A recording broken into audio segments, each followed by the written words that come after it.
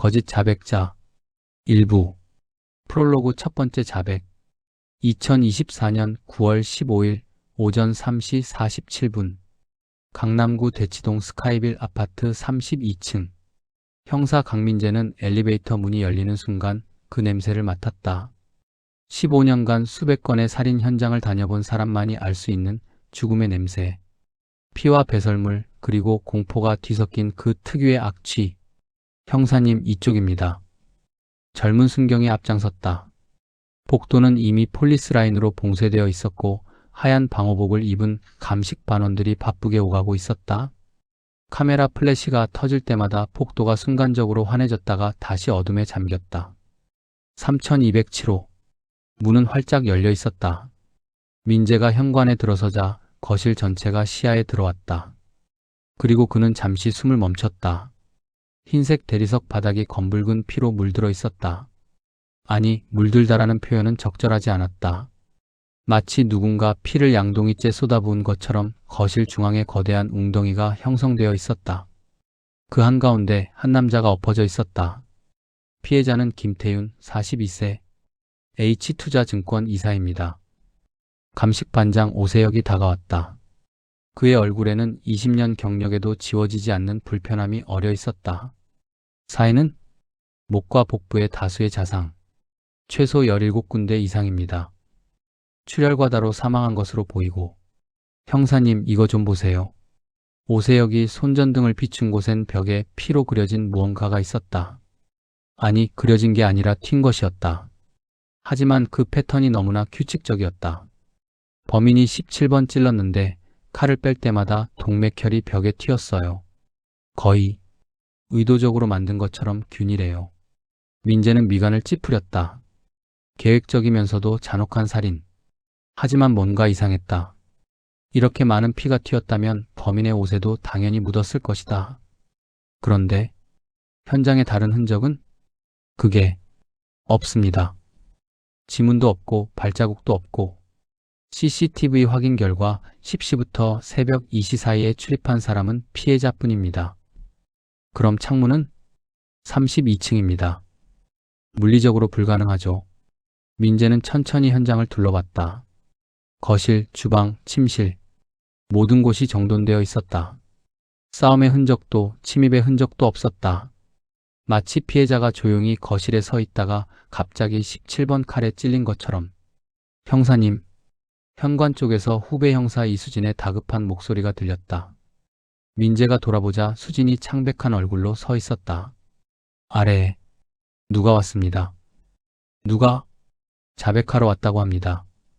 민재는 미간을 찌푸렸다. 뭐? 자기가 죽였다고. 자백하러 왔다고 합니다. 오전 4시 12분 아파트 1층 로비. 엘리베이터가 열리자 민재는 그를 봤다. 로비 한가운데 경찰들에게 둘러싸인 채로 한 남자가 서 있었다. 40대 초반으로 보이는 남자는 초췌한 얼굴에 며칠은 면도를 안 한 듯 수염이 덥수룩했다. 회색 후드티에 낡은 청바지. 손은 떨리고 있었고 눈은 충혈되어 있었다. 그리고 그 옷에는 피가 한 방울도 묻어있지 않았다. 당신이 신고한 사람입니까? 민재가 다가가자 남자가 고개를 들었다. 그의 눈빛은 이상했다. 두려움도 후회도 광기도 아닌 그냥 텅 빈 눈이었다. 제가 죽였습니다. 목소리는 떨렸지만 단호했다. 민재는 남자를 위아래로 훑어봤다. 이름이? 박준혁입니다. 43세. 김태윤 씨를 아십니까? 모릅니다. 모르는데 왜 죽였죠? 박준혁은 잠시 침묵했다. 그리고는 마치 외운 대사를 읊듯이 말했다. 10시 30분경 현관문 비밀번호를 눌러 들어갔습니다. 주방에서 과도를 꺼냈고 거실에 있던 김태윤 씨를 뒤에서 습격했습니다. 17번 찔렀습니다. 그리고 도망쳤습니다. 민재의 심장이 한 박자 뛰었다. 17번. 현장에서 확인한 자상 횟수를 어떻게 알지? 비밀번호는? 모릅니다. 어떻게 알았습니까? 문이 열려 있었습니다. CCTV에는 당신이 안 잡혔는데요. 후드를 눌렀었습니다. 왜 죽였습니까? 박준혁은 대답하지 않았다. 아니, 대답할 수 없다는 표정이었다. 민재는 수진에게 눈짓했다. 수진이 즉시 CCTV실로 향했다. 박준혁 씨, 손 좀 보여주시겠습니까? 박준혁이 천천히 손을 내밀었다. 민재는 손전등으로 비춰봤다. 손톱, 손등, 손바닥. 깨끗했다. 너무 깨끗했다. 피를 씻은 흔적도 없었다. 옷을 벗어보십시오. 여기서요? 네. 박준혁은 망설이다가 후드티를 벗었다. 안에 입은 흰색 티셔츠. 역시 깨끗했다. 바지를 벗자 속옷까지. 피는 어디에도 없었다. 형사님, 수진이 돌아왔다. 고개를 저었다. 10시부터 현재까지 모든 영상 확인했습니다. 이 사람 안 나옵니다. 후드를 쓴 사람도 없고 아무도 없어요. 민재는 박준혁을 똑바로 바라봤다. 당신 거짓말하고 있죠? 아닙니다. 제가 죽였습니다. 증거가 하나도 없는데요? 박준혁의 눈에서 처음으로 감정이 스쳤다. 절망? 혼란? 민재는 판단할 수 없었다. 제가 죽였다고요. 그 순간 민재의 머릿속에 3개월 전 기억이 떠올랐다. 강서구 아파트 살인사건. 그때도 이런 남자가 있었다. 자백했지만 증거가 없었던. 그리고 그 남자의 얼굴이. 잠깐. 민재는 재빨리 휴대폰을 꺼내 파일을 뒤졌다. 3개월 전 사건 사진. 참고인 조서. 그리고 그 남자의 얼굴. 박준혁이었다. 당신, 강서구 사건 때도 자백했죠? 박준혁의 얼굴이 굳어졌다. 그때도 증거가 없어서 풀려났고, 그리고 지금 또? 침묵. 민재는 한 걸음 더 다가갔다. 대체 왜 이러는 겁니까? 정말 미쳤습니까? 아니면 누가 시켜서? 제가 죽였습니다. 박준혁이 다시 같은 말을 반복했다. 마치 그것만이 유일하게 할 수 있는 말인 것처럼. 민재는 깊게 숨을 들이쉬었다. 뭔가 잘못됐다. 이건 단순한 거짓 자백이 아니었다. 연행합니다. 일단 조사받고 거짓 자백 혐의로. 형사님, 오세혁이 위층에서 뛰어내려왔다. 숨을 헐떡이며 민재의 귀에 속삭였다. 시신 다시 확인했는데요. 사망 추정 시각이 새벽 2시에서 3시 사이래요. 그런데 이 사람이 로비에 나타난 게 3시 40분. 그 사이에 어떻게 현장에서 나와서 피를 완전히 씻고 여기까지 왔겠어요? 물리적으로 불가능합니다. 민재는 박준혁을 다시 봤다. 남자는 여전히 텅 빈 눈으로 자신을 바라보고 있었다. 제가 죽였습니다. 그리고 그 입술에서 민재는 희미한 경련을 봤다. 마치 누군가 보이지 않는 줄로 그의 입을 조종하는 것처럼. 일장 패턴. 9월 15일 오전 9시 20분. 서울지방경찰청 강력팀 사무실. 미친놈 아니면 뭐겠어요? 이수진이 커피를 홀짝이며 말했다. 책상 위에는 박준혁의 조서가 놓여 있었다. 7시간에 걸친 조사였지만 결론은 똑같았다. 증거 없음. 민재는 창밖을 바라보며 담배를 꺼냈다. 금연 3년째였지만 오늘은 예외였다. 미친놈 치고는 너무 정상이야. 예? 정신감정 결과 봤어? 정상이래. IQ 118, 판단력 정상, 현실인지 능력 정상. 거짓말 탐지기도 통과했어. 수진이 어이없다는 표정으로 조서를 다시 펼쳤다. 그럼 뭐예요? 진짜 죽였는데 증거를 완벽하게 지운 거예요? 32층에서 17번 찌르고 피 한 방울 안 묻히고 CCTV에 한 번도 안 잡히고 30분 만에 집 가서 씻고 다시 와서 자백? 불가능해. 그럼요? 민재는 담배 연기를 길게 내뿜었다. 3개월 전 파일 가져와. 네? 강서구 사건요? 그 사건도 박준혁이 자백했어. 그것도 기억나? 수진이 컴퓨터를 두드렸다. 잠시 후 오래된 파일이 화면에 떴다. 사건명 강서구 월드메르디앙 아파트 살인사건. 피해자 이정민여 38세 프리랜서 디자이너. 사망시각 6월 12일 오후 11시경. 자백자 박준혁 남 43세. 증거 없음. 결과 증거 불충분 석방. 민재가 화면을 가리켰다. 피해자 프로필 보이지? 이정민 38세. 프리랜서 디자이너. 네. 그리고 어제 피해자. 김태윤 42세 H투자증권 이사. 공통점이 있나요? 없어. 겉보기엔. 민재는 마우스를 클릭했다. 이정민의 통화 기록, 카드 사용 내역, 동선. 그리고 김태윤의 자료를 나란히 띄웠다. 하지만 둘 다 서울대 출신이고 강남에 살았고 재력이 있었어. 그 정도면 서울에 수천 명은 되는데요. 그래. 민재는 담배를 재떨이에 비볐다. 그래서 우리가 놓친 게 있을 거야. 뭔가 연결고리가. 형사님, 설마 연쇄 살인이라고 생각하시는 건 아니죠? 모르겠어. 하지만 박준혁은 뭔가 알고 있어. 아니면. 민재는 말을 멈췄다. 수진이 고개를 갸웃했다. 아니면 누군가 그를 이용하고 있을 수도 있어. 이용료? 생각해봐. 경찰이 제일 싫어하는 게 뭐야? 거짓 자백자요. 맞아. 거짓 자백은 수사를 망쳐. 시간을 낭비하게 만들고 진짜 범인을 놓치게 하지. 그리고 만약 누군가 그걸 알고 있다면? 수진의 얼굴이 굳어졌다. 범인이 박준혁을 앞세워서 자기는 숨는 거예요? 가설이야. 하지만 말이 되지 않아? 그때 사무실 문이 벌컥 열렸다. 강 형사, 강력팀장 정도훈이 헐레벌떡 뛰어들어왔다. 얼굴이 창백했다. 팀장님? 지금 또 들어왔어. 뭐가요? 박준혁. 방금 석방됐는데 30분 만에 다시 왔어. 네. 신촌에서 살인사건 터졌어. 그리고 박준혁이 또 자백하러 왔다고. 민재는 재킷을 낚아챘다. 수진아, 가자. 어디요? 신촌. 그리고 이제부터 박준혁한테서 눈 떼지 마. 뭔가 있어. 분명히. 오후 1시 40분. 신촌 오피스텔 1207호. 또 피었다. 민재는 현관문을 열자마자 그 익숙한 광경을 마주했다. 좁은 원룸 오피스텔, 침대 위에 널브러진 시신. 얼굴을 알아볼 수 없을 정도로 난도질당한 피해자. 피해자는 최유진 29세. 대학원생입니다. 오세혁이 다가왔다. 그의 목소리는 지쳐 있었다. 사인은 역시 다수의 자상. 이번엔 얼굴과 가슴 쪽으로 집중됐고요.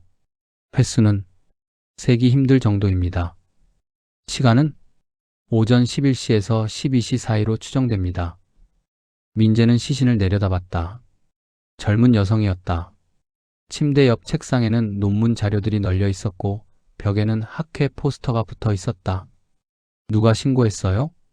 룸메이트요. 점심 먹으려 왔다가 발견했대요. 지금 아래서 진정제 맞고 있습니다. 민재는 방 안을 둘러봤다.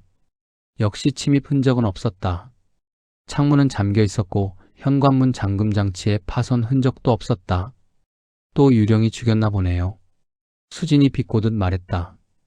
박준혁은? 아래 있습니다. 또 자백하고 있어요.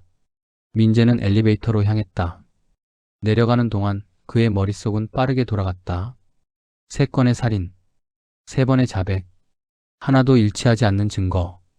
이건 우연이 아니었다. 1층 로비에서 박준혁은 경찰들 사이에 앉아 있었다. 같은 회색 후드티, 같은 빈 눈빛. 박준혁.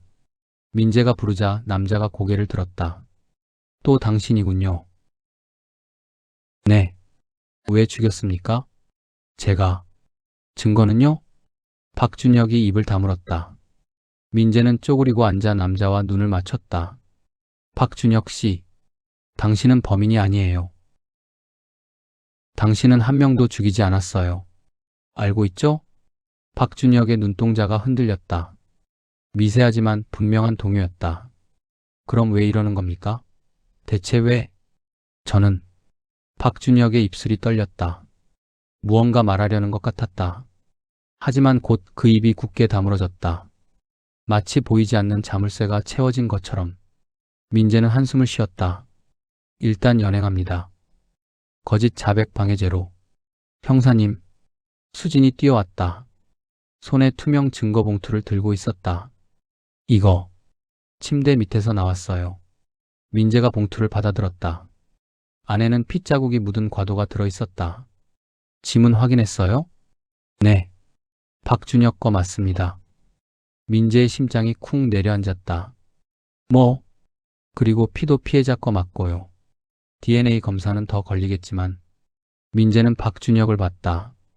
남자는 여전히 멍하니 앉아 있었다. 어떻게 된 거죠? 현장의 증거가? 민재는 빠르게 생각했다. 첫 번째 사건 증거 없음. 두 번째 사건 증거 없음. 세 번째 사건 증거 있음. 패턴이 바뀌었다. 왜? CCTV는 오피스텔 입구 카메라에 박준혁이 오전 10시 50분에 들어오는 게 잡혔습니다. 후드벗은 얼굴까지 똑똑히. 이건 말이 안 됐다. 첫 두 번은 완벽하게 흔적을 지우더니 갑자기 증거를 남긴다. 심지어 지문까지. 형사님, 이제 확실한 거 아닙니까? 박준혁이 범인인 거. 아니야. 네. 민재는 고개를 저었다. 이건 함정이야. 무슨? 누군가 우리가 박준혁을 범인으로 몰기를 원하고 있어. 민재는 다시 박준혁을 바라봤다. 남자의 얼굴에서 처음으로 공포가 스쳤다. 마치 자신도 이해할 수 없는 일이 벌어지고 있다는 듯. 박준혁 씨, 오늘 아침에 뭐 했습니까? 집에 있었습니다. 10시 50분에 여기 왔죠? 기억이 안 납니다. 기억이 안 나요? 저는 집에 있었어요. 그런데 깨어나 보니 여기. 박준혁의 목소리가 갈라졌다. 저도 모르겠어요. 제가 왜 여기 있는지, 어떻게 온 건지. 민재는 소름이 돋았다. 기억이 없다. 혹시 약 먹습니까? 수면제나. 먹습니다. 불면증이 있어서. 어디서 처방받았죠? 상담센터에서. 마음 편한 심리상담센터요. 민재가 수진을 봤다. 수진이 즉시 휴대폰을 꺼내 검색했다. 강남역 근처에 있네요. 심리상담 및 정신과 진료. 원장 이름은? 잠시 후 수진이 대답했다. 차유진. 정신과 전문의, 범죄심리학 박사래요. 민재는 메모했다. 차유진. 박준혁 씨 얼마나 오래 거기 다녔습니까? 1년쯤요. 아내와 딸이 사고로 죽고 나서. 상담 자주 받았나요? 일주일에 한 번씩. 마지막으로 간 게 언제죠? 이틀 전이요. 민재는 숨을 깊이 들이마셨다. 퍼즐 조각이 맞춰지기 시작했다. 수진아. 네. 첫 번째, 두 번째 피해자도 확인해봐. 마음 편한 심리상담센터 다녔는지. 지금요? 지금. 수진이 노트북을 펼쳤다. 카드 내역, 통화 기록, SNS. 10분 후 그녀의 얼굴이 굳었다. 형사님, 이정민 씨 6개월 전부터 그 상담센터 다녔대요. SNS에 후기까지 올렸어요. 김태윤은? 확인 중. 잠깐만요. 타자 치는 소리. 그리고 침묵. 있어요. 작년부터 다녔대요.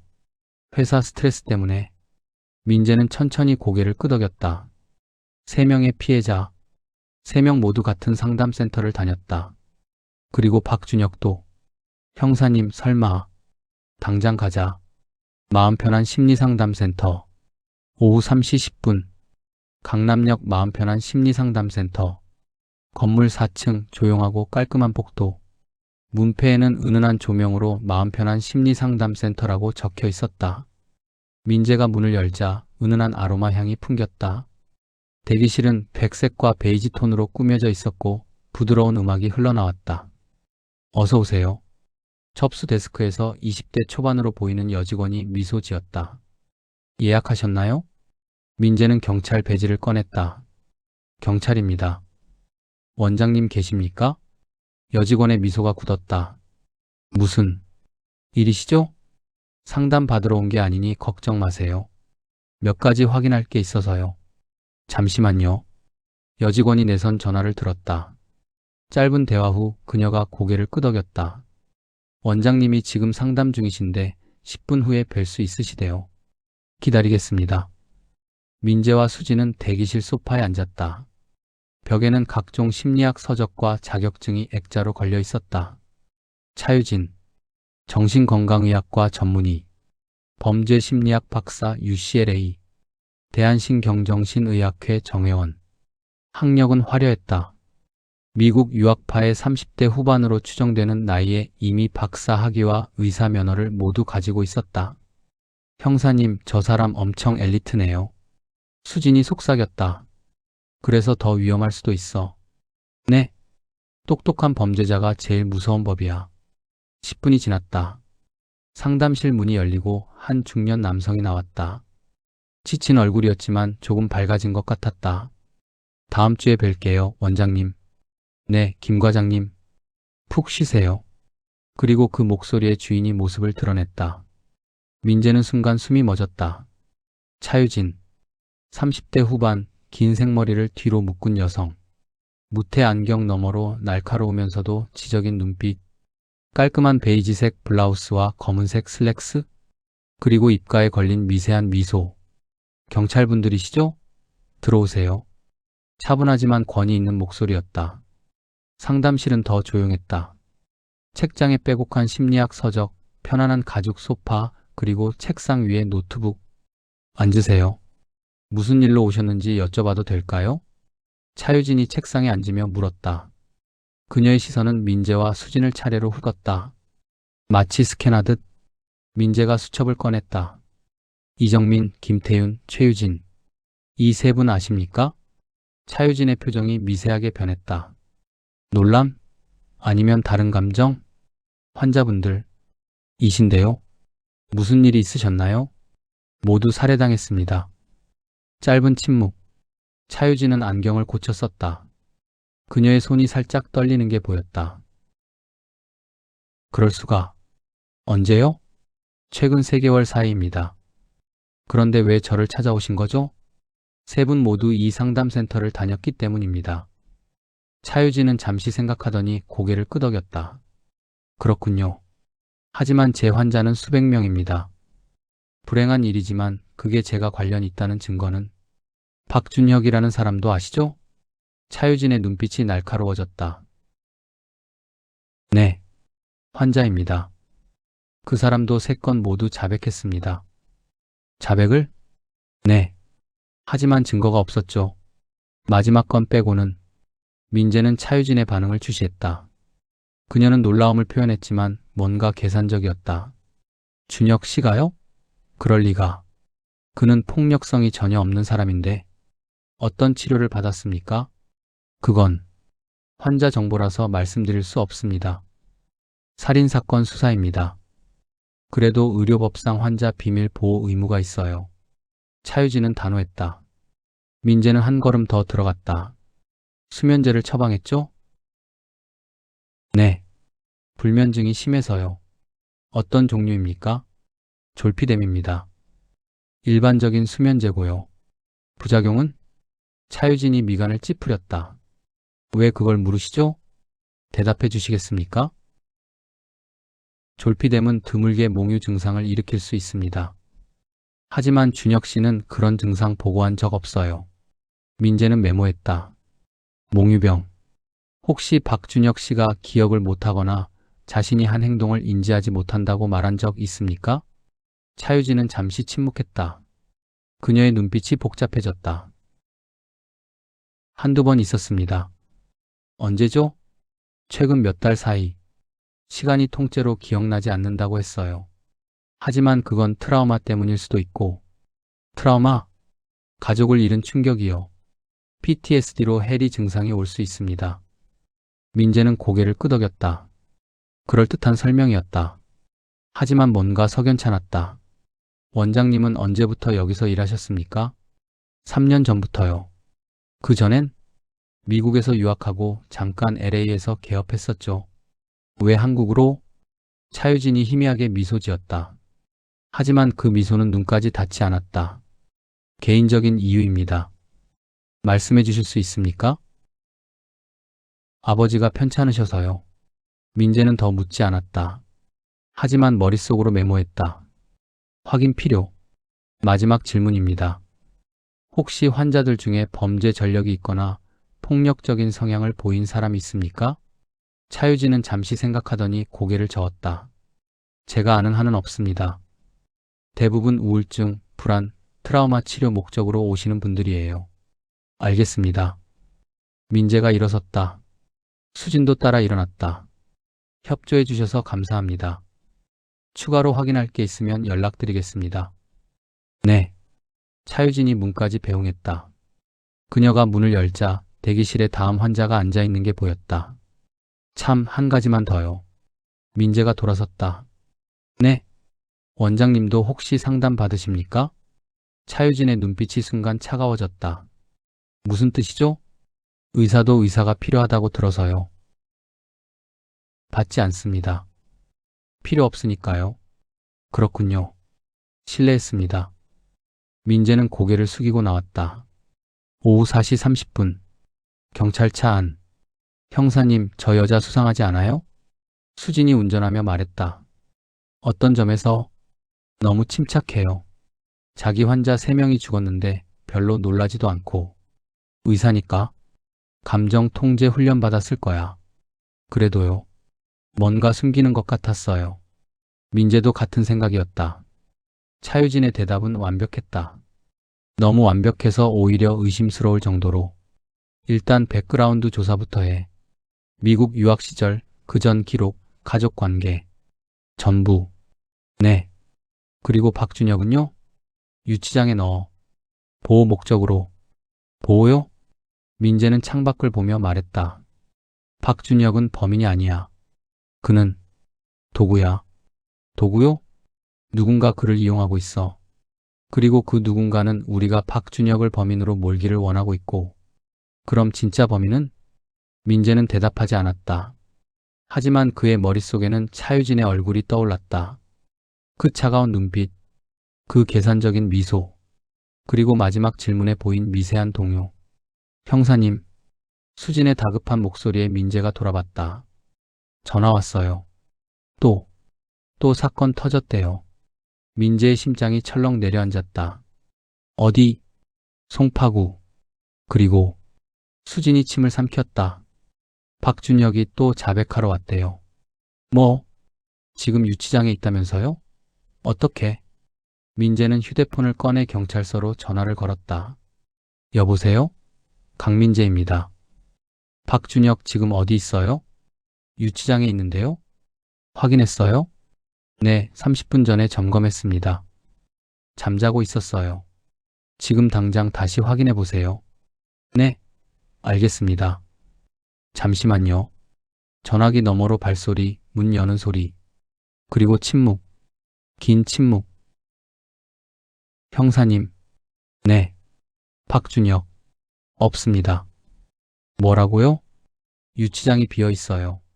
문은 잠겨 있는데 안에 아무도 없어요. 민재는 전화를 끊고 수진을 봤다. 송파구로 가. 지금 당장. 차가 급발진했다. 사이렌이 울렸다. 민재의 머릿속은 혼란스러웠다. 어떻게 잠긴 유치장에서 탈출했지? 어떻게 30분 만에 송파구까지 가서 사람을 죽이고 자백하러 왔지? 이건 물리적으로 불가능했다. 하지만 일어났다. 그리고 민재는 확신했다. 이건 단순한 살인사건이 아니었다. 누군가 완벽한 게임을 하고 있었다. 그리고 박준혁은 말 그대로 체스말이었다. 문제는 누가 체스판을 움직이고 있는가? 오후 5시 15분. 송파구 트라펠리스 아파트 15층. 네 번째 시신. 민재는 현장에 들어서자마자 알았다. 이번엔 다르다. 거실 한가운데 의자에 묶인 채로 죽은 남자. 40대 후반으로 보였다. 하지만 얼굴에는 고문이 흔적이 역력했다. 손톱이 뽑혀 있었고 온몸에 화상 자국이 있었다. 이건 수진이 입을 막았다. 오세혁이 다가왔다. 그의 얼굴은 창백했다. 피해자는 서동현 47세 변호사입니다. 사망 추정 시각은 오후 3시에서 4시 사이. 고문한 거요? 네. 최소 1시간 이상. 그리고 오세혁이 피해자의 입을 가리켰다. 입안에 무언가 쑤셔 넣어져 있었다. 종이입니다. 민재는 장갑을 끼고 조심스럽게 종이를 꺼냈다. 펼쳐보니 손글씨로 뭔가 적혀 있었다. 죄를 고백하라. 민재의 등골이 오싹해졌다. 이게 무슨... 형사님, 박준혁 대기실에 있습니다. 민재는 종이를 증거봉투에 넣고 아래로 내려갔다. 박준혁은 로비 소파에 앉아 있었다. 하지만 이번엔 달랐다. 그의 옷에 피가 묻어 있었다. 손에도 얼굴에도. 그리고 그의 눈빛은 공포로 가득했다. 박준혁. 민재가 다가가자 박준혁이 떨리는 목소리로 말했다. 저 진짜 죽였어요. 뭐라고요? 이번엔 진짜 제가 죽였어요. 기억나요? 칼로 찌르고 불로 지지고 다 기억나요. 박준혁이 울먹였다. 왜 그런지는 모르겠어요. 그냥 해야 할 것 같았어요. 머릿속에서 목소리가 들렸어요. 죄를 고백하게 해라라고. 민재는 무릎을 꿇고 박준혁과 눈을 맞췄다. 누구 목소리였습니까? 모르겠어요. 여자 목소리 같았는데 아닌 것도 같고. 차유진입니까? 박준혁의 눈이 커졌다. 원장님, 이요? 그 사람 목소리였습니까? 모르겠어요. 진짜 모르겠어요. 박준혁이 머리를 감싸 쥐었다. 민재는 일어섰다. 수진을 불렀다. 유치장 CCTV 확인했어? 네. 이상해요. 3시 20분까지는 박준혁이 잠자고 있었는데 3시 21분에 갑자기 화면이 3초간 끊겨요. 그리고 다시 켜졌을 때는 이미 없었어요. 해킹? 가능성 있어요. 아니면 내부 협조자. 민재는 주먹을 쥐었다. 누군가 모든 걸 조종하고 있었다. 박준혁의 기억, CCTV, 심지어 경찰 시스템까지. 차유진 소환해. 지금 당장. 영장 없이요? 참고인 조사. 거부하면 영장 받아. 수진이 전화를 걸었다. 잠시 후 그녀가 고개를 저었다. 전화 안 받아요. 상담센터는? 거기도 안 받아요. 직원도 퇴근했대요. 민재는 시계를 봤다. 오후 5시 30분.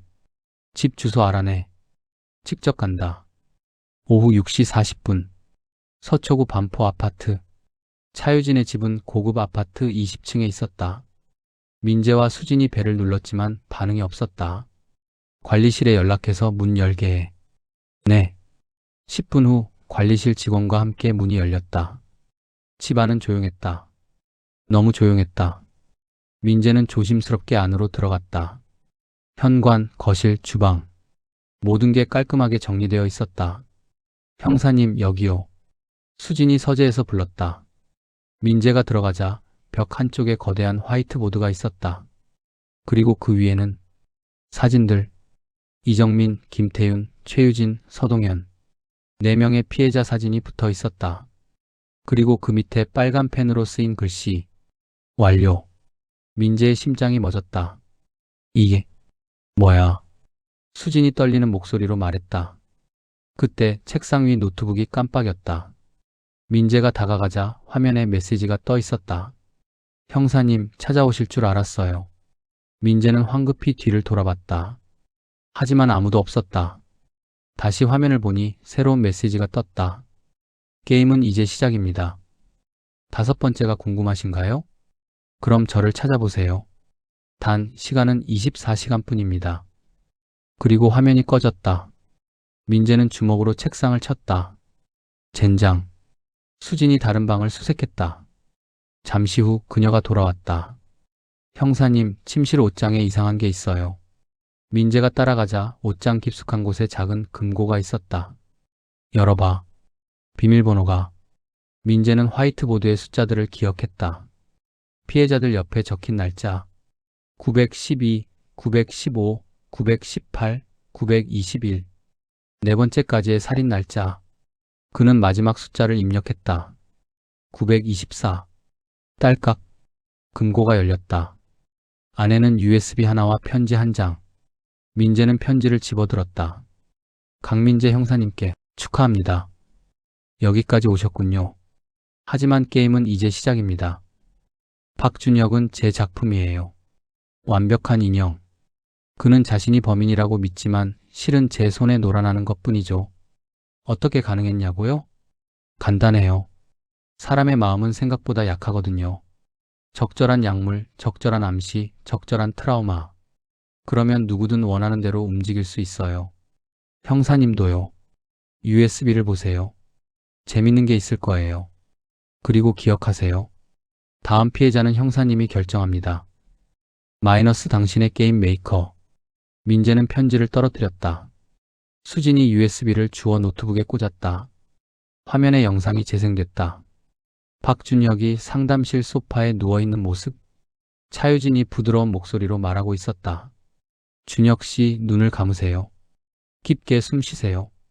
박준혁의 눈이 감겼다. 이제 당신은 죄를 지어야 합니다. 왜냐하면 당신은 이미 죄인이니까요. 죄인. 당신 때문에 아내와 딸이 죽었어요. 기억하죠? 네. 그러니 당신은 벌을 받아야 해요. 벌을. 다른 사람들도 죄인이에요. 그들을 벌해야 해요.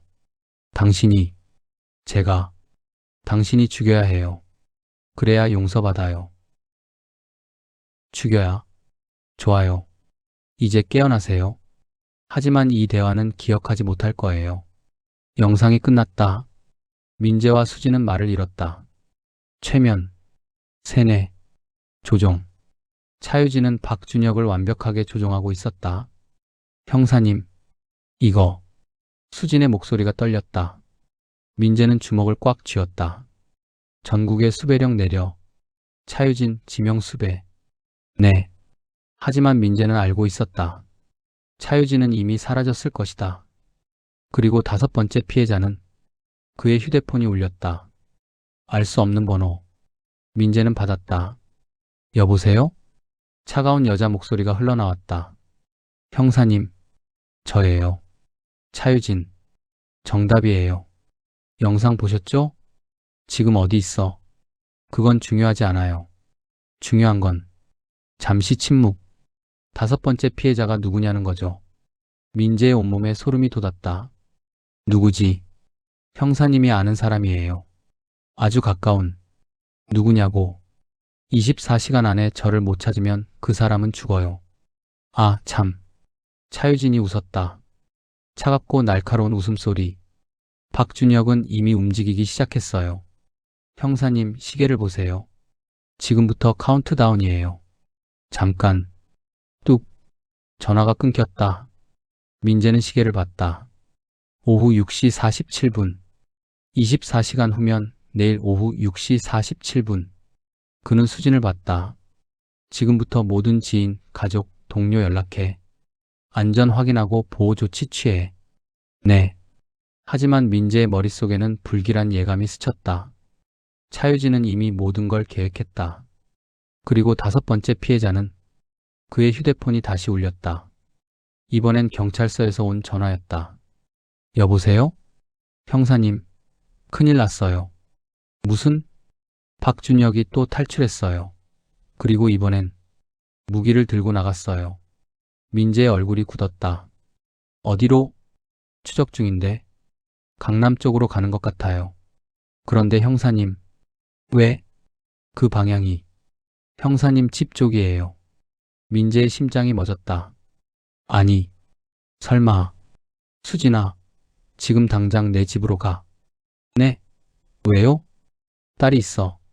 민재에게는 15살 딸이 있었다.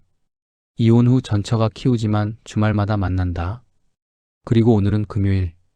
딸이 자기 집에 와 있는 날이었다. 차가 미친 듯이 달렸다. 민재는 전화를 걸었다. 지민아, 아빠야. 지금 어디 있어? 집이요. 왜요? 지금 당장 문 잠그고 나오지 마. 알겠지? 무슨 일이에요? 설명할 시간 없어. 제발 문 잠그고 경찰 올 때까지 기다려. 아빠? 지민아. 뚝. 전화가 끊겼다. 민재는 미친 듯이 엑셀을 밟았다. 30분. 집까지 30분. 제발. 제발 늦지 않기를. 이장 조종의 메커니즘. 9월 21일 오후 7시 18분. 민재의 아파트 앞 31분 전. 차가 급브레이크를 밟으며 멈춰섰다. 민재는 차에서 뛰어내리기도 전에 권총 안전장치를 해제했다. 아파트 입구에는 이미 순찰차 2대가 도착해 있었다. 형사님, 젊은 순경이 달려왔다. 딸은? 아직 확인 못했습니다. 집 앞에 경찰 배치했고, 박준혁은? 10분 전에 이 건물 CCTV에 잡혔습니다. 계단으로 올라갔어요. 민재는 엘리베이터를 포기하고 계단으로 뛰었다. 수진이 뒤따랐다. 15층. 심장이 터질 것 같았다. 9층, 10층, 11층. 계단을 오르는 내내 민재의 머릿속엔 딸의 얼굴이 떠올랐다. 지민이, 15살. 아빠를 닮아 똑똑하고 고집센 딸. 12층, 13층, 14층. 제발. 15층 문을 박차고 나오자 복도가 보였다. 1502호. 자기 집 앞에 경찰 2명이 총을 든 채 대기하고 있었다. 상황은? 안에서 소리 없습니다. 벨 눌러봤는데 반응 없고, 민재는 주머니에서 열쇠를 꺼냈다. 손이 떨렸다. 들어간다. 뒤따라와. 열쇠를 돌리는 순간 온몸의 근육이 긴장했다. 문이 열렸다. 현관은 조용했다. 너무 조용했다. 지민아? 대답이 없었다. 민재는 권총을 앞으로 향한 채 천천히 들어갔다. 거실, 주방, 화장실. 아무도 없었다. 그리고 딸의 방문이 닫혀 있었다. 지민아, 아빠야. 문 열어. 침묵. 민재는 손잡이를 돌렸다. 잠겨있지 않았다. 문을 열자 방 안이 보였다. 그리고 그는 숨이 멎었다. 박준혁이 창가에 서 있었다. 손에는 부엌칼. 그 앞에 지민이 책상 의자에 앉아 있었다. 눈은 크게 뜬 채 온몸이 얼어붙어 있었다. 준혁 씨. 민재가 총을 겨누자 박준혁이 천천히 고개를 돌렸다. 그의 눈은 비어 있었다. 마치 인형처럼. 형사님. 목소리가 평소와 달랐다. 기계적이고 감정 없었다. 칼 내려놓으세요. 안 됩니다. 해야 합니다. 뭘 해야 한다는 겁니까? 박준혁은 지민을 가리켰다. 이 아이를 버려야 합니다. 무슨 소리 하는 거예요? 지민이는 아무 잘못도 없어요. 아니에요. 죄를 지었어요. 모두가 죄를 지었어요. 박준혁이 한 걸음 다가갔다. 민재는 방아쇠에 손가락을 걸었다. 한 걸음만 더 가면 쏩니다. 쏘세요. 박준혁이 미소 지었다. 하지만 그 미소는 그의 것이 아니었다. 누군가 다른 사람의 미소였다. 그래도 늦을 겁니다. 순간 박준혁이 칼을 들어 올렸다. 민재는 방아쇠를 당기려 했다. 하지만 그 순간 지민이 소리쳤다. 아빠, 안 돼. 그 목소리에 민재의 손이 멈췄다. 그 찰나 박준혁의 손에서 칼이 떨어졌다. 땅. 칼이 바닥에 떨어지는 소리와 함께 박준혁이 무릎을 꿇었다. 그리고 양손으로 머리를 감싸 쥐며 비명을 질렀다. 으아. 민재는 재빨리 지민을 끌어당겨 뒤로 밀쳤다. 수진이 지민을 받아 방 밖으로 데리고 나갔다. 박준혁은 바닥을 굴렀다. 마치 머릿속에서 뭔가와 싸우는 것처럼. 안 돼. 하면 안 되는데. 준혁 씨. 민재가 다가가 그의 어깨를 잡았다. 정신 차려요. 박준혁이 민재를 올려다봤다. 그의 눈에서 눈물이 흘렀다. 형사님, 제가 또 괜찮아요. 아무 일도 안 일어났어요. 아이를 죽이려고 했어요. 제가 박준혁이 오열했다. 민재는 수갑을 채우지 않았다. 대신 그를 일으켜 세워 소파에 앉혔다. 준혁 씨, 들어보세요. 당신이 아니에요. 차유진이 당신을 조종하고 있는 거예요. 조종? 최면이에요. 그 여자가 당신 머릿속에 명령을 심어놨어요. 박준혁은 허공을 바라봤다. 천천히 기억을 되짚는 듯 했다. 목소리가 들렸어요. 무슨 목소리? 원장님 목소리. 머릿속에서 지민을 찾아가라, 버레라라고.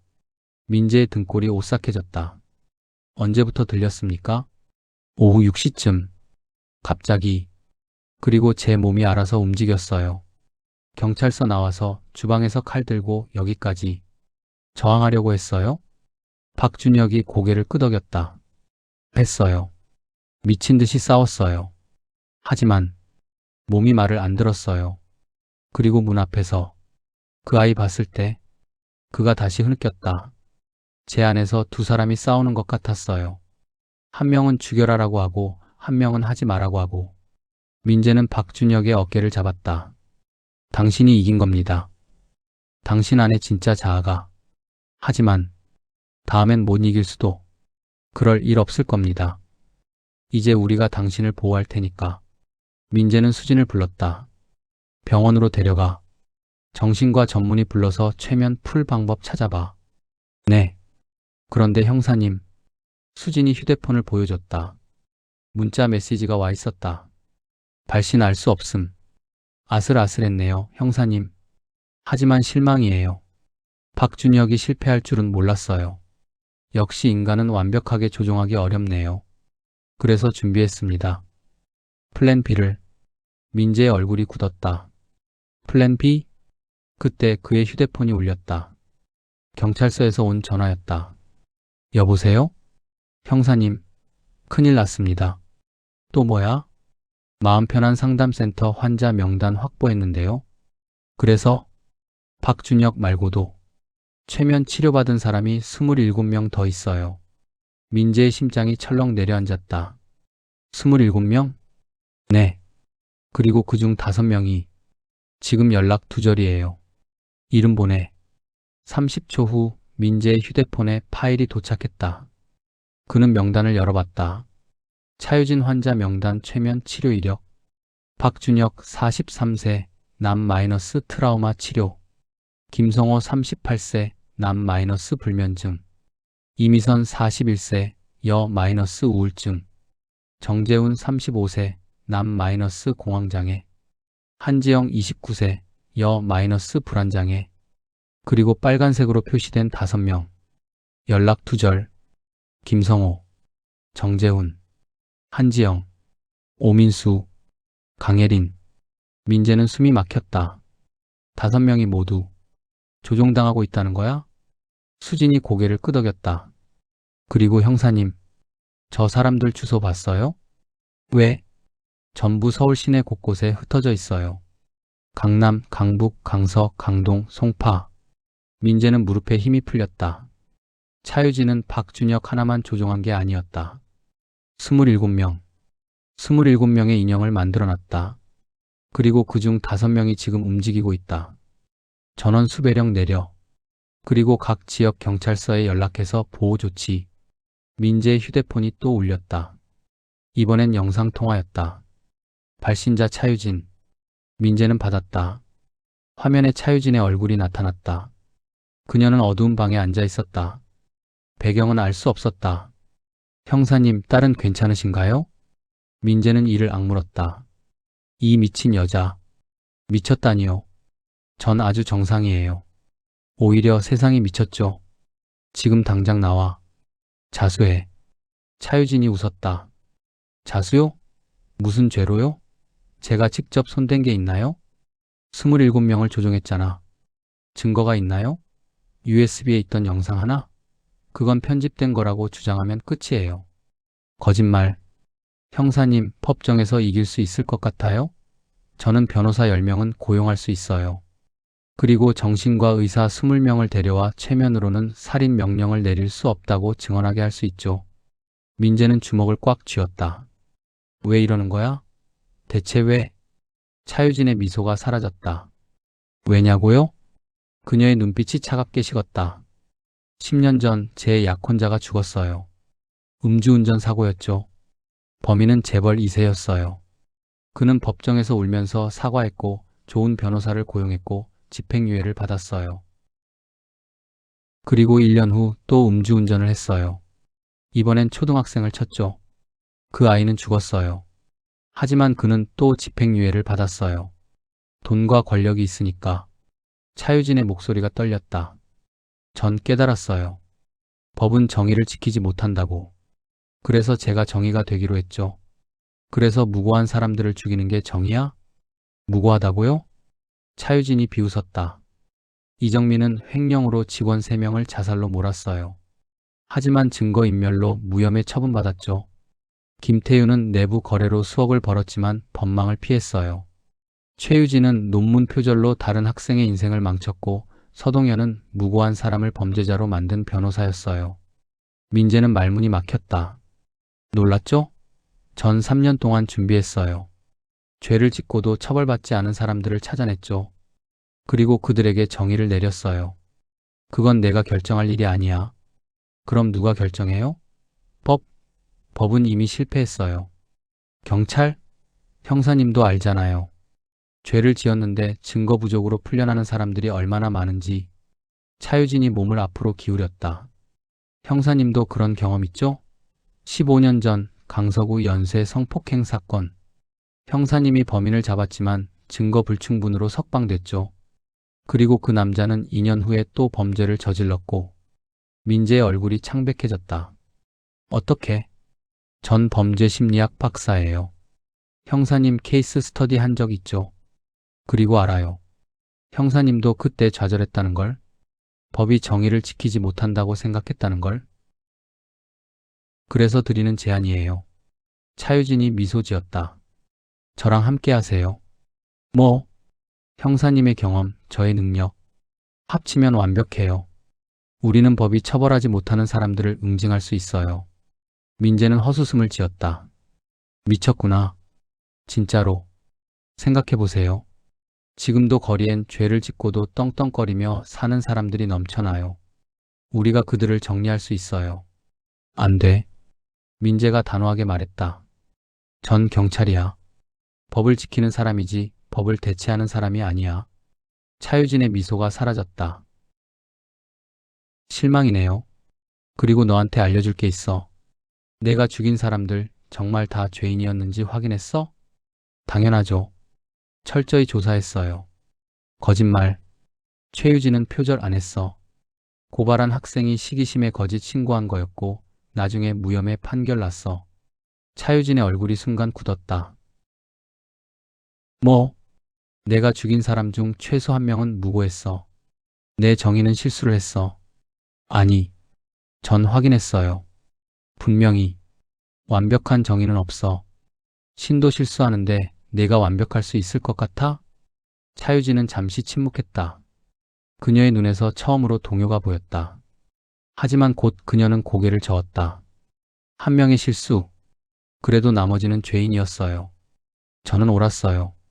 아니야. 넌 살인자일 뿐이야. 차유진의 표정이 차갑게 식었다. 그래요. 그렇게 생각하시면 할 수 없죠. 그녀가 화면 밖을 바라봤다. 그럼 게임을 계속하죠. 지금부터 5명이 움직입니다. 각자 타깃이 있어요. 형사님이 모두를 막을 수 있을까요? 차유진. 24시간 안에 5명을 막지 못하면 5명이 죽어요. 그리고 그 피는 형사님 손에 묻을 거예요. 기다려. 아, 참. 힌트 드릴게요. 차유진이 웃었다. 5명의 타깃은 모두 형사님과 관련 있는 사람들이에요. 재밌는 게임 되겠네요. 화면이 꺼졌다. 민재는 휴대폰을 벽에 내동댕이 쳤다. 젠장. 수진이 다가왔다. 형사님, 어떡하죠? 민재는 깊게 숨을 들이쉬었다. 생각을 정리해야 했다. 5명의 조종당한 사람들, 5명의 타깃, 그리고 24시간. 일단 타깃부터 파악해야 해. 차유진이 말했잖아. 나와 관련된 사람들이라고.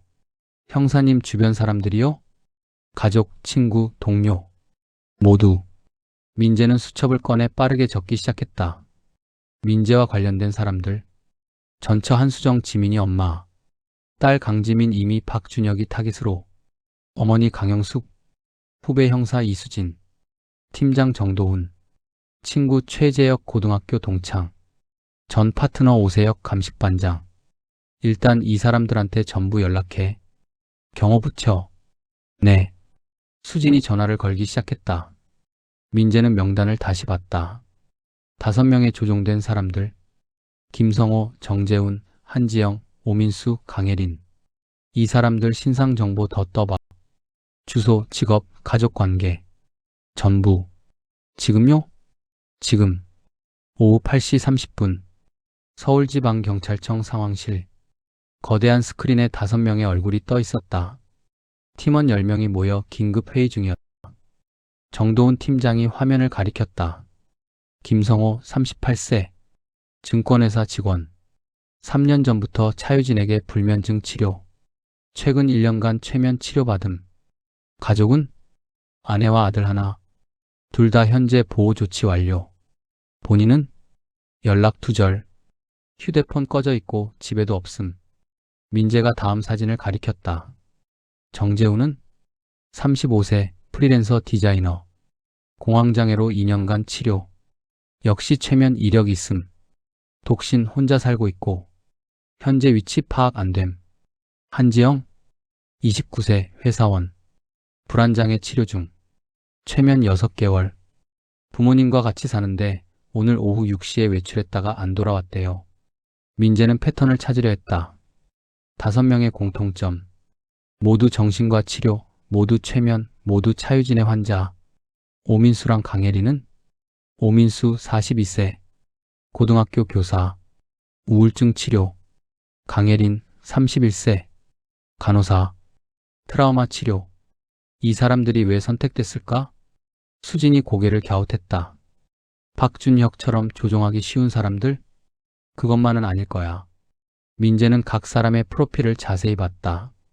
김성호 마이너스 증권회사 직원, 정재훈 마이너스 디자이너, 한지영 마이너스 회사원, 오민수 마이너스 교사, 강혜린 마이너스 간호사. 직업군이 전부 달랐다. 나이대도 다르고 사는 지역도 달랐다. 혹시 이 사람들이랑 피해자들 연결고리 있어? 확인 중인데 아직 안 나왔어요. 그때 젊은 형사가 뛰어들어왔다. 형사님, CCTV에 잡혔습니다. 누가? 한지영이요. 강북구 쪽으로 이동 중입니다. 민재는 벌떡 일어났다. 어디로? 성북동 쪽입니다. 민재의 심장이 철렁 내려앉았다. 성북동. 그곳엔 자기 어머니가 사신다. 출동한다. 지금 당장. 오후 8시 52분. 성북동 주택가. 사이렌을 끄고 조용히 접근했다. 어머니의 집은 조용한 주택가 골목 안쪽에 있었다. 민재는 차에서 내려 조심스럽게 집으로 다가갔다. 집엔 불이 켜져 있었다. 엄마. 민재가 문을 열고 들어가자 어머니가 거실에서 TV를 보고 계셨다. 어머, 민재야? 갑자기 왜? 엄마, 괜찮으세요? 응? 왜? 무슨 일 있니? 민재는 안도의 한숨을 내쉬었다. 아직 아무 일도 없었다. 엄마, 지금 당장 나가셔야 해요. 무슨 소리야? 설명할 시간 없어요. 위험해요. 그때 뒤에서 수진의 다급한 목소리가 들렸다. 형사님, 뒤쪽. 민재가 돌아보자 부엌 쪽에서 인기척이 났다. 그는 재빨리 권총을 꺼내 부엌으로 향했다. 부엌 창문이 열려 있었다. 그리고 창문 밖 어둠 속에서 누군가의 실루엣이 보였다. 한지영이었다. 움직이지 마세요. 민재가 소리쳤지만 한지영은 이미 담을 넘어 도망치고 있었다. 수진아, 엄마 모시고 경찰차로. 나는 쫓아간다. 민재는 창문을 넘어 뒤쫓았다. 좁은 골목길 어둠 속에서 한지영의 뒷모습이 빠르게 멀어졌다. 멈춰. 하지만 한지영은 멈추지 않았다. 그녀는 마치 훈련받은 것처럼 빠르게 달렸다. 모퉁이를 돌자 한지영이 갑자기 멈춰섰다. 민재도 멈췄다. 10m 거리. 한지영 씨, 진정하세요. 당신은 조종당하고 있어요. 한지영이 천천히 돌아섰다. 가로등 불빛 아래 그녀의 얼굴이 드러났다. 눈물이 흐르고 있었다. 알아요. 뭐? 제가 조종당하고 있다는 거. 알아요. 민재는 놀랐다. 알면서 왜? 몸이 말을 안 들어요. 머릿속에서 목소리가 계속 죽여라, 죽여라라고. 한지영의 목소리가 떨렸다. 도와주세요. 제발. 전 사람을 죽이고 싶지 않아요. 민재는 천천히 다가갔다. 괜찮아요. 우리가 도와줄게요. 일단 병원에 가서. 그 순간 한지영의 얼굴이 굳어졌다. 눈동자가 풀렸다. 그리고 그녀가 속삭였다. 지금. 한지영이 주머니에서 뭔가를 꺼냈다. 작은 병. 민재는 직감했다. 안 돼. 한지영이 병 뚜껑을 열고 단숨에 들이켰다. 한지영. 민재가 달려갔지만 늦었다. 한지영은 병을 떨어뜨리고 바닥에 쓰러졌다. 수진아, 구급차. 민재는 한지영을 뒤집었다. 입에서 거품이 나오고 있었다. 청산가리 같은 독국물. 버텨요. 구급차 온다. 하지만 한지영의 눈빛은 이미 흐려지고 있었다. 그녀는 힘겹게 손을 들어 민재의 옷깃을 잡았다. 주머니. 뭐? 주머니. 메모. 그리고 한지영의 손이 힘없이 떨어졌다. 민재는 그녀의 주머니를 뒤졌다. 작은 메모지가 나왔다. 펼쳐보니 손글씨로 쓰여 있었다. 미안해요. 저는 약해요. 차유진의 명령을 거부할 수 없어요. 하지만 한 가지는 말할 수 있어요. 다음 타깃은 당신이 가장 믿는 사람이래요. 조심하세요. 민재는 메모를 쥔 채 하늘을 올려다봤다. 구급차 사이렌이 들렸다. 하지만 너무 늦었다. 한지영은 이미 숨이 끊어져 있었다. 민재는 주먹을 꽉 쥐었다. 차유진. 그녀는 조종당한 사람들마저 도구로 쓰다가 버릴 생각이었다. 형사님. 수진이 다가왔다. 그녀의 얼굴도 창백했다. 한지영 씨는 죽었어. 제기랄. 민재는 일어섰다. 남은 건 4명. 김성호, 정재훈, 오민수, 강혜린. 그리고 4명의 타깃. 민재는 메모를 수진에게 보여줬다. 당신이 가장 믿는 사람이래. 그게 누군데요? 민재는 고개를 저었다. 모르겠어. 하지만 차유진은 알고 있어. 그때 수진의 휴대폰이 울렸다. 전화를 받은 그녀의 얼굴이 굳어졌다. 형사님, 또 사건이요. 어디? 강서구. 김성호가 누군가를 공격했대요. 피해자는? 수진이 침을 삼켰다. 최재혁 씨. 형사님 친구분이요. 민재는 차로 뛰어갔다. 오후 9시 40분. 강서구 아파트 단지.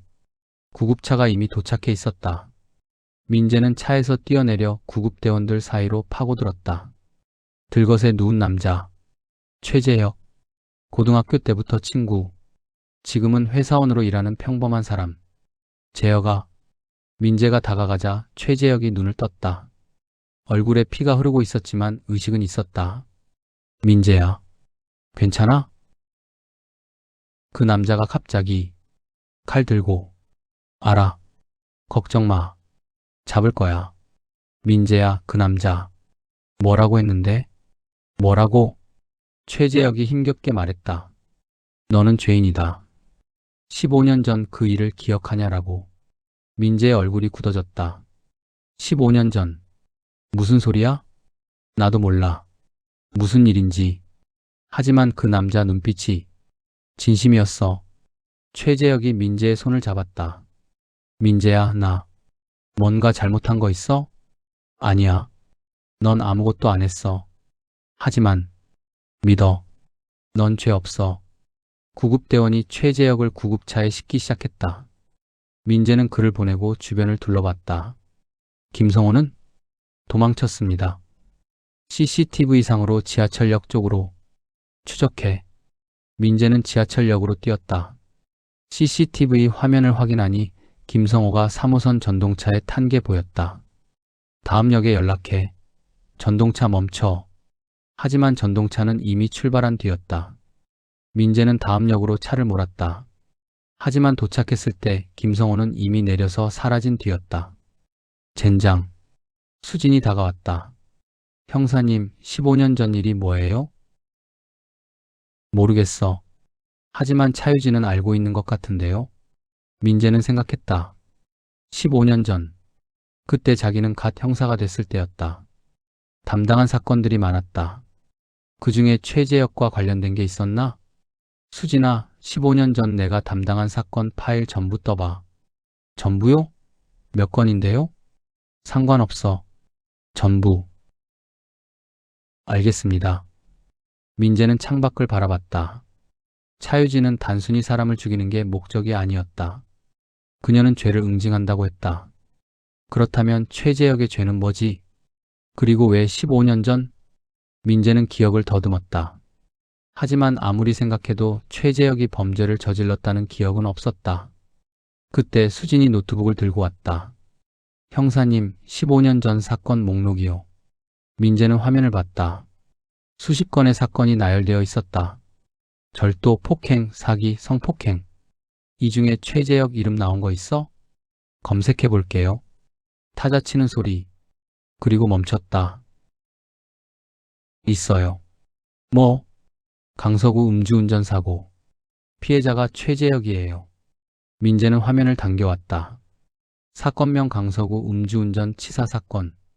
날짜 2009년 10월 3일. 가해자 서준영 당시 25세. 피해자 최재민 당시 8세. 사망. 최재혁 당시 23세. 부상. 민재의 심장이 멎었다. 최재민.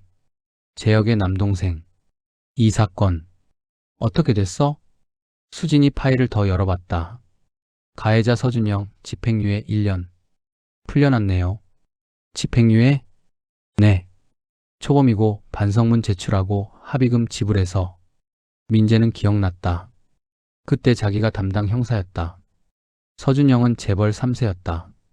좋은 변호사를 고용했고 법정에서 울면서 사과했다.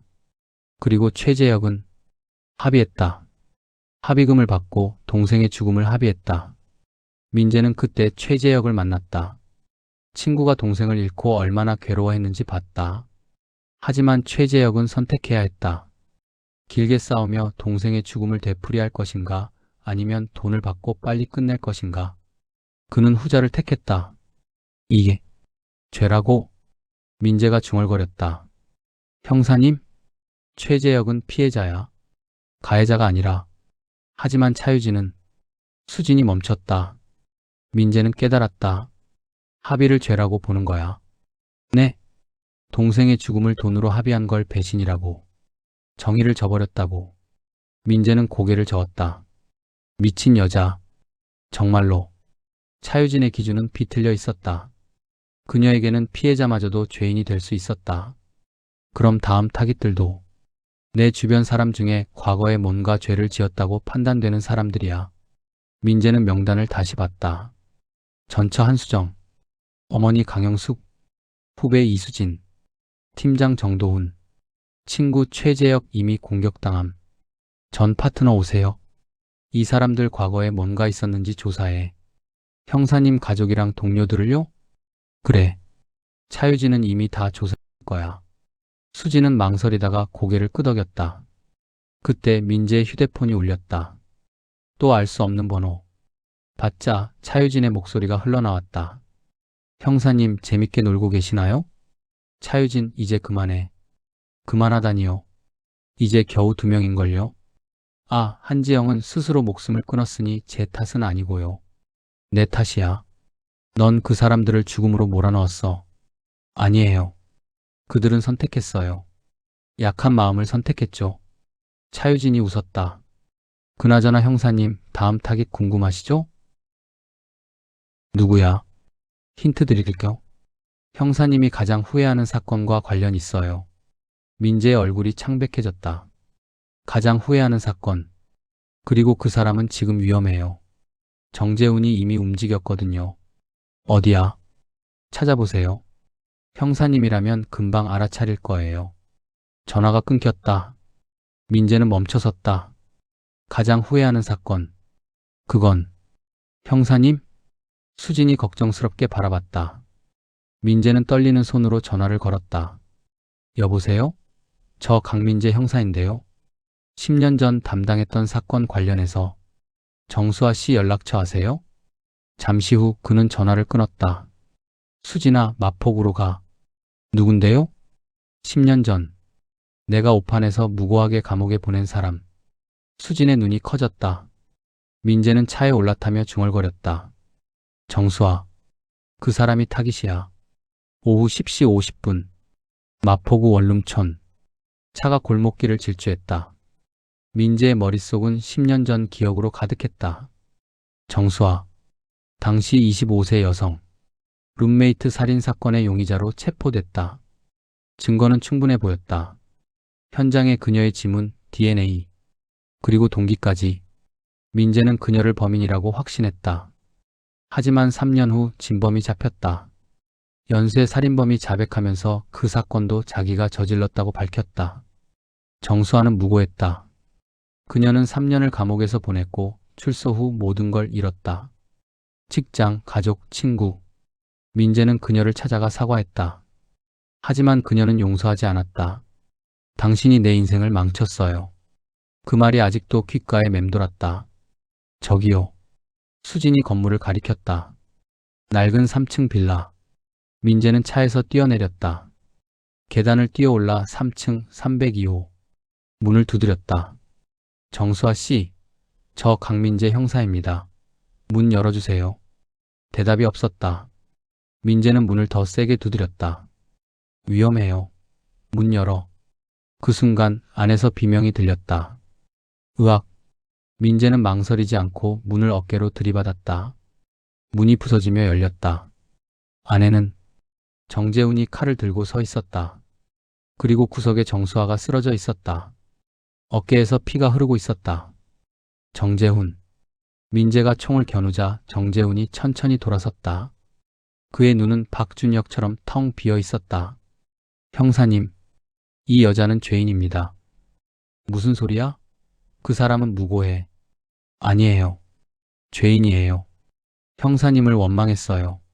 형사님을 저주했어요. 그건 죄예요. 민재는 한 걸음 다가갔다. 정재훈 씨, 정신 차려요. 차유진이 당신을 조종하고 있어요. 조종? 정재훈의 눈에 잠깐 혼란이 스쳤다. 당신은 살인자가 아니에요. 깨어나세요. 저는 정재훈이 머리를 감싸 쥐었다. 칼이 바닥에 떨어졌다. 민재는 재빨리 칼을 걷어차고 정재훈을 제압했다. 수갑을 채웠다. 수진아, 구급차. 수진이 전화를 걸었다. 민재는 정수아에게 달려갔다. 수아 씨, 괜찮아요? 정수아는 어깨를 감싸 쥔 채 민재를 올려다봤다. 그녀의 눈에는 공포와 분노가 섞여 있었다. 또 당신이네요. 미안해요. 제가 늦어서. 아니에요. 정수아가 쓰게 웃었다. 이번엔 살려줬네요. 10년 만에. 민재는 말문이 막혔다. 구급대원들이 도착해 정수아를 들것에 실었다. 다행히 치명상은 아니었다. 민재는 정재훈을 일으켜 세웠다. 남자는 멍한 표정으로 자기 손을 바라봤다. 제가 사람을 찔렀나요? 차유진은 믿을 수 없다는 표정으로 서 있었다. 어떻게? 제 최면은 완벽했는데. 완벽한 건 없어. 민재가 강예린을 옆에 눕히고 일어섰다. 인간의 의지는 내가 생각하는 것보다 강해. 차유진은 뒷걸음질 쳤다. 아니야. 이럴 리 없어. 끝이야, 차유진. 체포한다. 민재가 다가가자 차유진이 갑자기 주머니에서 뭔가를 꺼냈다. 작은 병. 한 걸음만 더 오면 마셔요. 민재는 멈췄다. 동약? 청산가리예요. 한지영이 마신 거랑 같은 거죠. 미친 짓 하지 마. 전 이미 미쳤어요. 차유진이 웃었다. 하지만 그 웃음은 비어 있었다. 형사님, 전 진짜로 정의를 믿었어요. 세상을 바꿀 수 있다고 믿었어요. 하지만 실패했네요. 형사님한테 졌어요. 자수해. 법정에서 내 이야기를 해. 사람들이 들을 거야. 아니에요. 전 범죄자가 될 뿐이에요. 정의의 사도가 아니라. 차유진이 병 뚜껑을 열었다. 안 돼. 민재가 달려들었지만 늦었다. 차유진이 병을 단숨에 들이켰다. 차유진. 민재가 그녀를 붙잡았다. 병이 바닥에 떨어졌다. 차유진은 그의 팔에서 쓰러졌다. 입에서 거품이 나오기 시작했다. 구급차. 지금 당장. 민재는 휴대폰을 꺼내 전화를 걸었다. 차유진은 힘겹게 그를 올려다봤다. 형사님, 말하지 마. 구급차 온다. 미안해요. 뭐? 정말로. 세상을 바꾸고 싶었어요. 하지만 전 그냥 미친 여자였네요. 눈물이 그녀의 눈가에 맺혔다. 민준아, 미안해. 그녀의 눈이 감겼다. 차유진, 버텨. 민재는 심폐소생술을 시작했다. 하지만 청산가리는 너무 빨랐다. 2분 후 구급대원들이 도착했다. 하지만 이미 늦었다. 차유진은 죽었다. 오전 11시 20분. 강서구 경찰서. 민재는 조사실에 앉아 보고서를 작성했다. 손이 떨렸다. 강예리는 병원으로 이송됐다. 정신과 치료를 받게 될 것이다. 박준혁, 정재훈, 오민수도 마찬가지였다. 그들은 모두 피해자였다. 차유진의 조종에서 벗어나기 위해 오랜 시간이 걸릴 것이다. 형사님, 수진이 들어왔다. 손에 파일을 들고 있었다. LA 경찰청에서 탑장 왔어요. 뭐래? 차유진. 미국에서도 의심스러운 사건이 있었대요. 민재는 파일을 펼쳤다. 2017년 로스앤젤레스. 환자 3명 의문사. 모두 차유진의 환자. 모두 자살로 결론. 하지만 조사 중 차유진 귀국으로 흐지부지. 민재는 한숨을 쉬었다. 그때부터 시작했던 거야. 네. 이승재를 죽이고 나서 맛을 들인 거야. 정의를 실행한다는 명목으로 사람들을 죽이는 걸. 그럼 우리가 막은 건 일부일 뿐이야. 그녀가 미국에서 이미 몇 명을 죽였는지 모르겠어. 수지는 파일을 덮었다. 하지만 이제 끝났어요. 차유진은 죽었고 조종당한 사람들은 치료받고 있고. 정말 끝났을까? 민재가 창밖을 바라봤다. 차유진 같은 사람이 또 나타날 수도 있어. 법을 불신하고 스스로 정의가 되려는 사람. 그럼 우리가 막아야죠. 민재는 수진을 봤다. 그녀의 눈에는 결의가 담겨 있었다. 그래. 우리가 막아야지. 3일 후 9월 25일 오후 2시 서울구치소. 민재는 면회실에 앉아 있었다. 철창 너머로 박준혁이 들어왔다. 그는 많이 야위었지만 눈빛은 살아있었다. 형사님, 준혁 씨 어때요? 조금씩 나아지고 있어요. 약도 끊고 상담도 받고 있고요. 다행이네요. 박준혁은 잠시 침묵했다. 형사님, 제가 한 일들 용서받을 수 있을까요? 당신은 조종당했어요. 당신 잘못이 아니에요. 하지만 제 손으로. 법정에서도 그렇게 주장할 거예요. 당신은 심신미약 상태였고 차유진의 강요에 의한 행동이었다고. 무죄가 될까요? 민재는 확답할 수 없었다. 최선을 다할게요. 박준혁은 고개를 끄덕였다. 형사님 고맙습니다. 저를 포기하지 않아줘서. 당연한 거예요. 면회 시간이 끝났다. 박준혁이 일어서며 마지막으로 말했다. 형사님, 차유진이 죽기 전에 뭐라고 했는지 궁금해요. 미안하다고 했어요. 누구한테요? 자기 약혼자한테요. 그리고 아마도 자기 자신한테도. 박준혁은 쓸쓸히 웃었다. 결국 그 사람도 피해자였던 거네요. 그래요. 가장 큰 피해자는 그녀 자신이었어요. 같은 날 오후 4시 한강 고수부지. 민재는 혼자 벤치에 앉아 있었다. 한강이 고요히 흘렀다. 그의 휴대폰이 울렸다. 전처 수정이었다. 여보세요? 민재 씨, 지민이가 괜찮대요. 상담받고 있는데 트라우마는 없을 것 같아요. 다행이네요. 고마워요. 지민이 구해줘서. 당연한 거죠. 잠시 침묵이 흘렀다. 민재 씨 힘들죠? 조금요. 푹 쉬세요. 당신 잘했어요. 고맙습니다. 전화가 끊어졌다. 민재는 하늘을 올려다봤다. 차유진의 마지막 얼굴이 떠올랐다. 눈물을 흘리며 약혼자의 이름을 부르던 그 순간. 그녀는 악마였을까 아니면 피해자였을까? 아마 둘 다였을 것이다. 민재는 주머니에서 뭔가를 꺼냈다. 차유진의 상담센터에서 발견한 사진. 차유진과 김민준이 함께 웃고 있는 사진. 행복해 보였다. 만약 그가 죽지 않았다면 당신은 이렇게 되지 않았을까요? 민재는 사진을 주머니에 넣었다. 그때 수진에게서 문자가 왔다. 형사님, 새 사건 들어왔어요.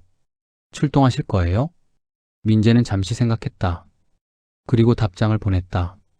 간다. 그는 일어섰다. 세상은 여전히 범죄로 가득했다. 완벽한 정의는 없었다. 하지만 그래도 누군가는 계속 싸워야 했다. 법 안에서. 민재는 차로 걸어갔다. 일주일 후 10월 2일 오전 10시 서울중앙지방법원. 재판정은 조용했다. 박준혁이 피고석에 앉아 있었다. 검사가 일어섰다. 피고인 박준혁은 살인 미수 혐의로 기소되었습니다. 하지만 정신감정 결과 당시 심신미약 상태였으며 제3자의 강요에 의한 범행으로 판단됩니다. 판사가 서류를 넘겼다. 변호인 의견 있습니까? 박준혁의 국선 변호사가 일어섰다. 피고인은 차유진의 심리조종 피해자입니다. 그는 의도적으로 범죄를 저지른 것이 아닙니다. 관대한 처분을 부탁드립니다. 판사는 잠시 생각했다. 증인 강민재 형사 앞으로 나오십시오. 민재가 증인석에 섰다. 형사님, 피고인이 정말로 조종당했다고 생각하십니까? 네, 판사님. 확신합니다. 근거는? 피고인은 범행 전후 기억이 없었고 범행 중에도 저항했습니다. 그리고 차유진의 USB에는 피고인을 최면 상태로 만드는 영상이 있었습니다. 하지만 그 영상의 진위가 의심스럽다는 감정 결과도 있는데요. 그래도 저는 믿습니다. 박준혁은 피해자입니다. 판사는 고개를 끄덕였다. 알겠습니다. 선고는 2주 후에 있겠습니다. 망치가 내려쳤다. 민재는 증인석에서 내려왔다. 박준혁과 눈이 마주쳤다.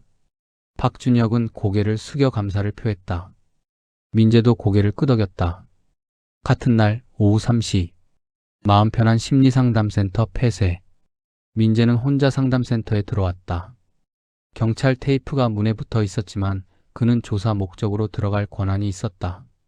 센터는 텅 비어 있었다. 그는 차유진의 원장실로 갔다. 책상, 의자, 책장 모든 게 그대로였다. 민재는 책상 앞에 앉았다. 서랍을 열자 하나의 노트가 있었다. 나의 정의. 민재는 노트를 펼쳤다. 차유진의 손글씨로 빼곡히 적혀 있었다. 2014년 10월 16일 민준이가 죽었다. 음주운전한 놈 때문에. 그 놈은 재벌 3세라서 집행유예를 받았다. 이게 정의인가? 나는 미쳤다. 세상이 미쳤다. 2015년 3월 2일 이승재를 죽였다. 아파트에서 밀었다. 자살로 위장했다. 경찰은 의심하지 않았다. 너무 쉬웠다. 그리고 나는 기분이 좋았다. 처음으로 정의가 실현된 것 같았다. 2016년 7월 15일 미국으로 도망쳤다. 하지만 후회하지 않는다. 다만 이것으로 끝일까? 세상에는 이승재 같은 놈들이 너무 많다. 나는 그들을 모두 벌할 수 있을까? 2017년 9월 3일 LA에서 개업했다. 환자들이 온다. 그중 몇몇은 죄인이다. 법이 그들을 처벌하지 못했다. 그럼 내가 해야 한다. 최면을 연구하기 시작했다. 2018년 2월 12일 첫 번째 실험. 성공했다. 환자 하나가 자살했다. 나는 아무것도 하지 않았다. 그저 암시를 주었을 뿐. 그는 스스로 선택했다. 완벽하다. 2021년 1월 5일 한국으로 돌아왔다. 더 큰 계획을 세웠다. 직접 죽이는 게 아니라 다른 사람들을 이용하는 거다. 인형을 만드는 거다. 그들은 내 손이 될 것이다. 민재는 노트를 덮었다. 차유진은 처음부터 계획했다. 복수가 아니라 시스템이었다. 그녀는 스스로를 정의의 집행자로 만들었고 결국 괴물이 되었다. 형사님? 뒤에서 목소리가 들렸다. 수진이 서 있었다. 여기 계셨네요. 응. 마지막 확인 좀 하고 있었어. 민재는 노트를 수진에게 보여줬다. 차유진의 일기예요. 증거로 제출할 거예요. 이걸 보면 박준혁 씨 무죄 받을 수 있을까요? 아마도요. 차유진이 계획적으로 사람들을 조종했다는 증거니까. 수진은 안도의 한숨을 쉬었다. 다행이에요. 민재는 일어섰다. 가자. 여기 있으니까 답답해. 두 사람은 센터를 나섰다. 복도를 걸으며 수진이 물었다. 형사님, 차유진이 마지막에 뭐라고 했는지 정말 궁금해요. 미안하다고 했어. 그게 다예요? 민재는 잠시 망설였다. 하나 더 있었어. 뭔데요? 형사님이 옳았어요. 완벽한 정의는 없어요. 하지만 그래도 누군가는 시도해야 했어요. 수지는 말이 없었다. 엘리베이터를 타고 내려가며 민재는 중얼거렸다. 그녀는 틀렸어.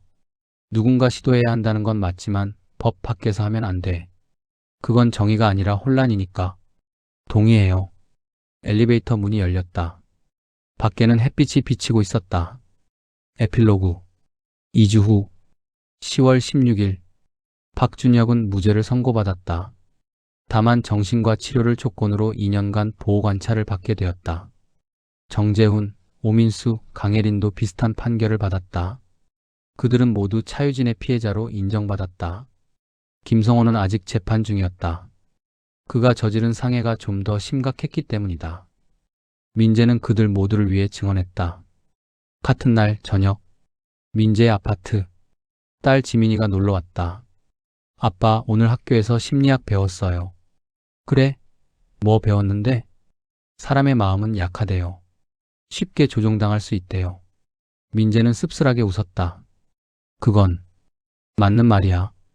하지만 선생님이 그러는데 그래도 사람은 싸울 수 있대요. 자기 의지로. 그것도 맞아. 지민이 아빠를 올려다봤다. 아빠도 싸웠죠? 나쁜 사람들이랑. 응. 싸웠지. 이겼어요? 민재는 잠시 생각했다. 이겼을까? 차유진은 죽었다.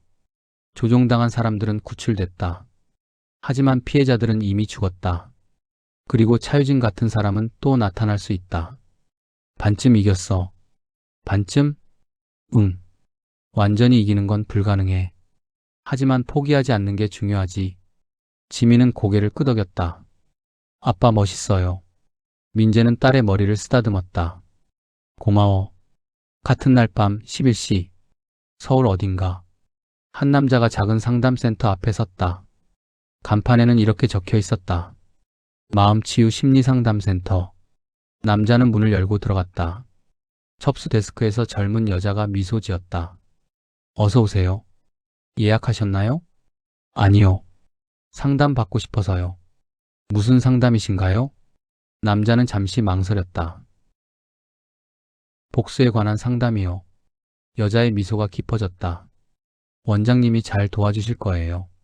잠시만 기다리세요. 남자는 대기실에 앉았다. 벽에는 자격증이 걸려 있었다. 원장 이서연, 정신건강의학과 전문의, 범죄심리학 박사, 그리고 그 밑에 작은 글씨로 정의는 기다리지 않습니다. 남자는 그 문구를 보며 미소 지었다.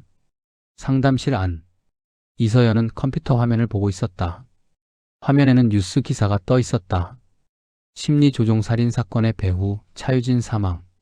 이서연은 기사를 읽으며 혀를 찼다. 유진 언니, 너무 성급했어. 그리고 너무 감정적이었어. 그녀는 서랍을 열었다. 안에는 차유진의 사진이 있었다. 하지만 괜찮아. 내 뜻은 내가 이을게. 이서연은 노트북을 켰다. 파일 이름 프로젝트 J-2세대. 환자 명단이 펼쳐졌다. 50명. 모두 최면 치료 중. 모두 조종 가능 상태. 이서연은 만족스럽게 미소 지었다. 이번엔 실패하지 않을 거야. 더 조심스럽게. 더 완벽하게. 그녀는 인터폰을 눌렀다. 다음 환자 들여보내. 문이 열리고 아까 그 남자가 들어왔다. 이서연은 부드럽게 미소 지었다. 안녕하세요. 앉으세요. 오늘 무슨 일로 오셨나요? 복수하고 싶어요. 제 인생을 망친 사람이 있어요.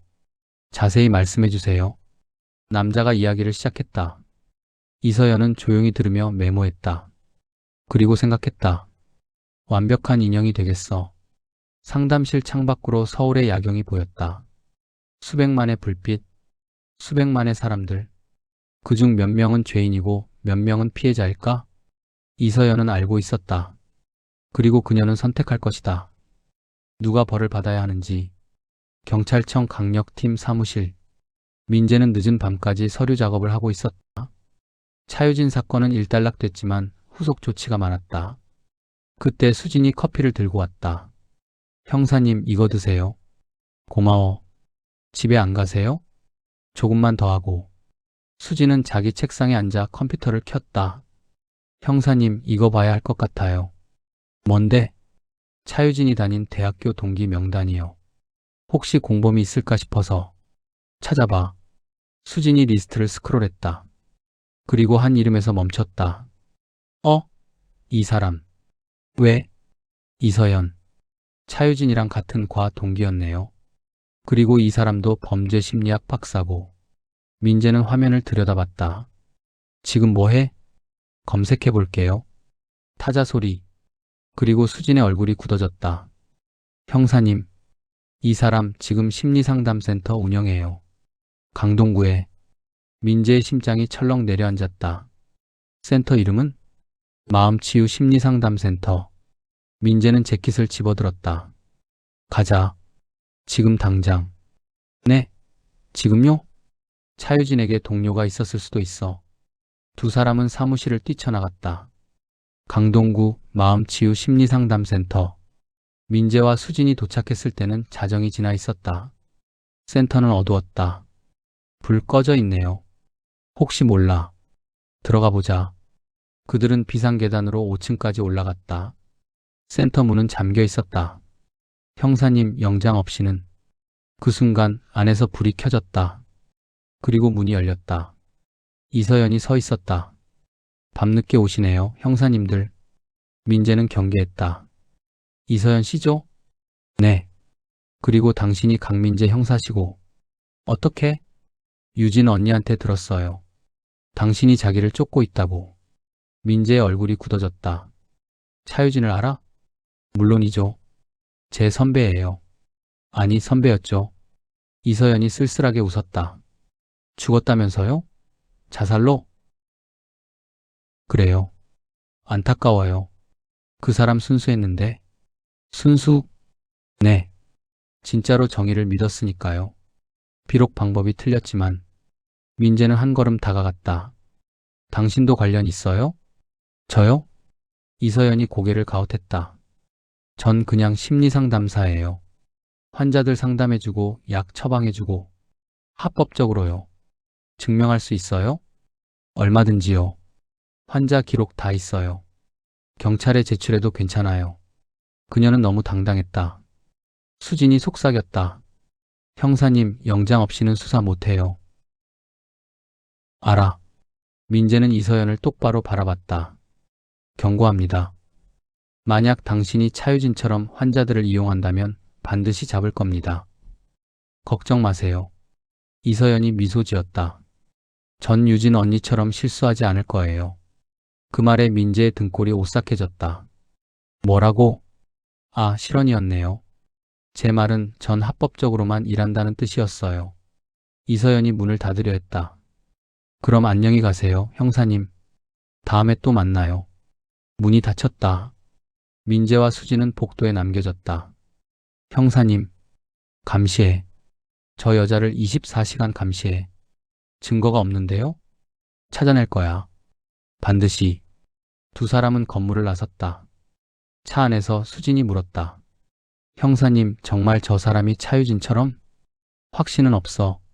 하지만 느낌이 그래. 그럼 또 시작되는 건가요? 민재는 대답하지 않았다.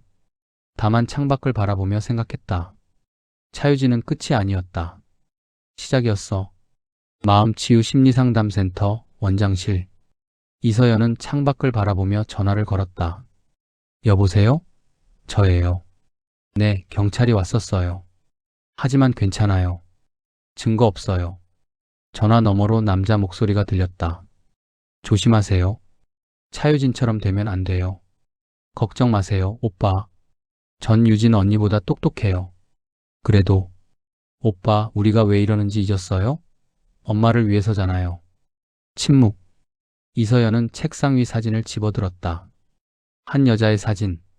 그녀의 어머니. 10년 전 의료사고로 사망.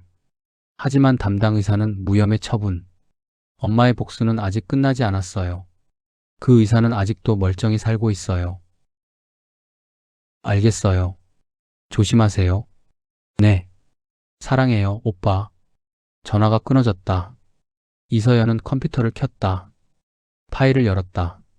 타깃 리스트 마이너스 2024. 박성민 의사, 의료사고 무혐의. 정호진 검사, 증거인멸 조력. 김유라 변호사, 허위 증언 유도. 10명의 이름. 이서연은 만족스럽게 미소 지었다. 유진 언니 지켜봐요. 제가 완성할게요. 우리의 정의를. 그녀는 마우스를 클릭했다. 환자 명단이 떴다. 10명. 모두 준비됐다. 모두 조종 가능하다. 이번엔 실패하지 않을 거예요. 창밖으로 서울의 밤이 깊어갔다. 그리고 어딘가에서 새로운 거짓 자백자가 태어나고 있었다.